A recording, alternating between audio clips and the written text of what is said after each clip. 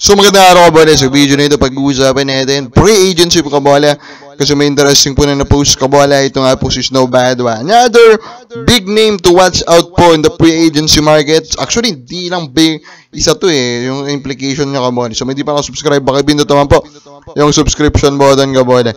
So dito mo tayo comment sa mga fans dun po sa isang video natin regarding kay Troy Rosario. Anthony Alonso, sana po boss, sabi niya.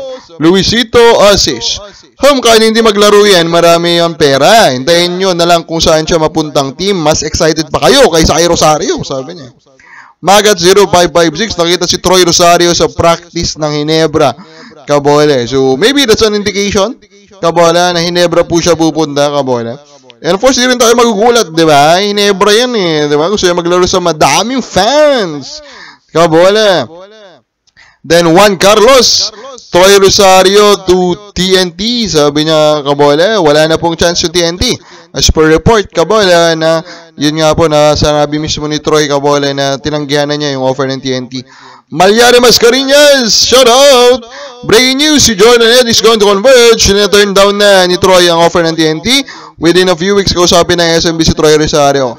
Pasensya na, Malyari Mascareñas pero dami mo ng ni-rumor, dami mo nang sinabi in the past few weeks, Brad, pero wala pang nangyayari. Sinasabi mo, in the next few weeks, SMB will talk to Troy, kabola. Unfortunately, sabi ni Troy, he will decide now, this week, kabola, November, week po ng November 17, kabola, diba?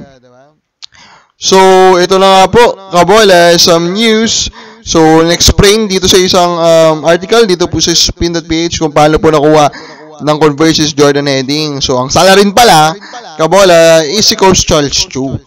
At saka si benefactor Frank Lau, kabola, yung nag-convince dito kay Jordan Heading, kabola, to join ito nga pong Converge. And for me, this is a good indication, kabola, kung ano po yung level or financial capacity po ng Converge. We are happy that they're capable, kabola, of luring these players, kabola. And I hope si Frank Lau, kasi itong, remember, Converge is owned by Dennis Antonio. Isa ni si Sir Frank Lau. Magkaroon din ng team na PBA para dalawa na sila, kabola. Kahit sister team ba yan? Kahit sister team ba sila, mag-end up sila ng sister team, okay na sa akin yun. Kasi kung tatlo yan, kabola, conglomerate, hindi na yan duopoly. Competition na talaga yan, di ba? Kasi tatlo na Tatlo lang mayayaman na conglomerates Competition na yan. At mainit-init yan na magiging competition. Sa MPBL naman tayo, kabola. Pampanga, pasok na po, kabola, sa finals. Sila na naman po yung nag-champion sa Norte, kabola. Malamang ang tapusing of this video, tapos na rin yung sa South. What makes MPBL really special, of course, is talagang they represent the regional kasi, kabola. And malamang masaya po mga taga Pampanga. And of course, dapat lang din talaga makapasok po sa finals ng Pampanga kasi sobrang lakas po ng kanila pong line-up, di ba? So, magagalit dyan yung mga taga Pampanga. Mahal ng ginagastos tapos di sila makakapasok po, kabola, dito po sa finals.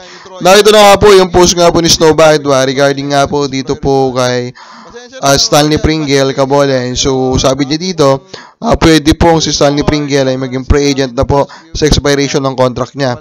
Pero, to be clear, parang sabi dito kasi, kabola, na round March pa, kabola, the end of the Governor's Cup, kabola, papasok sa unrestricted free agency yung mga pwedeng pumasok po, kabola. Same siguro sila ng situation ni Troy Rosario na kumbaga auto-extend yung mga kontrata po nila. Stanley Pringle is qualified to be unrestricted. Yung batch niya po ng draft, ang pinakauna na nagkaroon po ng karapatan dyan, 2014, kabola, wherein number 1 pick po siya. Stanley Pringle, matanda na, of course, kabola, pero meron pa rin itong ibubugay. So, very interesting kung saan ito mapupunta. If you can be signed through free agency, that will be a big deal kasi wala silang give up to trade him, kabola. Ang nakakalungkot lang dito, kung si Pringle nga umalis po ng free agency, kabola, by Governor's Cups and, kabola, matrade si Stan Hardinger, paano na yung ginawa nilang trade, kabola, in the past, diba? With Ginebra. Kawabal sa pagay mo, saan kaya pupunta sa Pringle? Kami lang po sa baba.